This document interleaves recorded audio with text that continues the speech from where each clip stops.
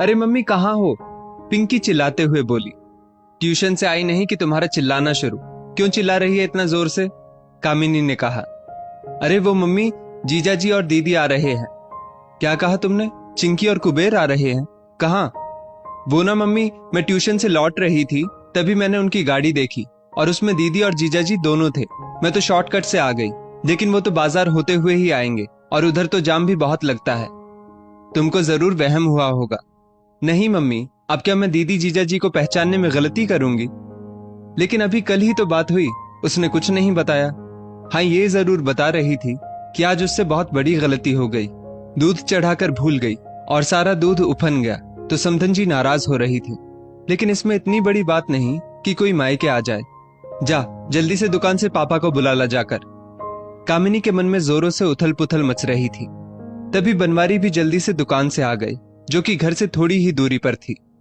अब इस लड़की ने जरूर कुछ ड्रामा किया होगा, तभी समधन जी ने गुस्साकर भेज दिया होगा।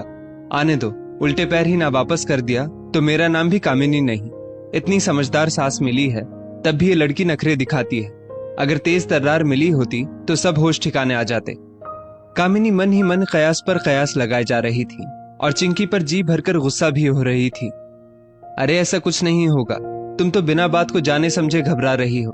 अपनी बिटिया भी समझदार हो गई है, अब हर बात समझती है।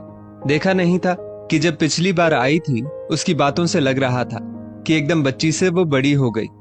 बनवारी कामिनी को समझाते हुए बोले, आपको तो अपनी बिटिया ही अच्छी लगती है। अभी दोनों में वार्तालाप चल ही रहा था कि तभी दरवाजे पर गाड़ी का हॉर्न सुनाई पड़ा। पिंकी दौड़कर दरवाजे पर गई। चिंकी पति कुबेर के साथ गाड़ी से उतर रही थी। तभी कामिनी भी दौड़कर बाहर आ गई, लेकिन चिंकी और कुबेर तो बिल्कुल सामान्य दिखाई दे रहे थे। क्या हुआ मम्मी, आप हम लोगों को अचानक देखकर हैरान नहीं हुई? चिंकी अचंभित होकर बोली। वो तो दीदी, मैंने ट्यूशन से लौटते हुए आप लोगों को देख लिया था और फटाफट आकर मम्मी को बता दिया। मम्मी तो विश्वास ही नहीं कर रही थी। पिंकी अपनी प्रशंसा खुद करते हुए बोली, धत तेरे की, सारे सरप्राइज का गुड़गोबर कर दिया। मैंने तो सोचा था अचानक पहुंचकर मम्मी को सरप्राइज दूंगी और वो हमारे खुशी के उछल पड़ेंगी।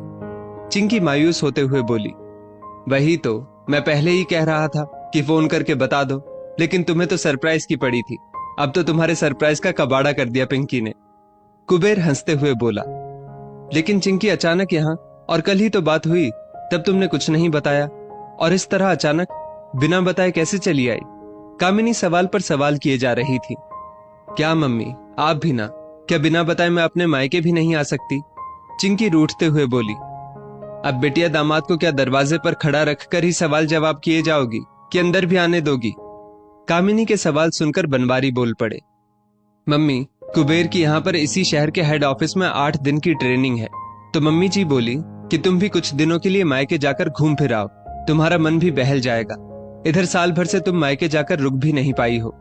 चिंकी चहकते हुए बोली, सचमुच मेरी सासू माँ तो बहुत ही अच्छी है, लेकिन मैंने तो सोचा था कि आप हमारे खुशी के उछल पड़ेंगी, मुझे जोरों से गले लगा लेंगी, लेकिन आपने तो मेरा बिल्कुल ठंडा स्वागत किया, जिसकी मुझे बिल्कुल उम्मीद नहीं थी। अब कामिनी चिंकी को कैसे बताती कि वो उसके बारे में क्या क्या उल्टा पुल्टा सोचे पड़ी थी, इसीलिए बिटिया को आगे बढ़कर गले से नहीं लगा पाई। देखा ना, मैं कह रहा था कि ऐसा कुछ नहीं होगा, लेकिन तुम ना बेमतलब का रायता मन में फैला रही थी। बनवारी ने आंखों ही आंखों में कामिनी से कहा, धत तेरे की, मैं भी ना पूरी पागल हूं। मैं तो पता नहीं क्या क्या बेमतलब अगड़म शगड़म सोचे पड़ी थी, लेकिन क्या करूं, आखिर एक बेटी की माँ हूं और बेटी की माँ तो बेटी की चिंता करेगी ही। कामिनी मन की बात मन में ही दबाकर अब तो खुशी खुशी बेटी दामाद के स्वागत में जुट गई। दोस्तों, इस स्टोरी को लेकर आपकी क्या राय है? नीचे कमेंट करके जरूर बताइएगा।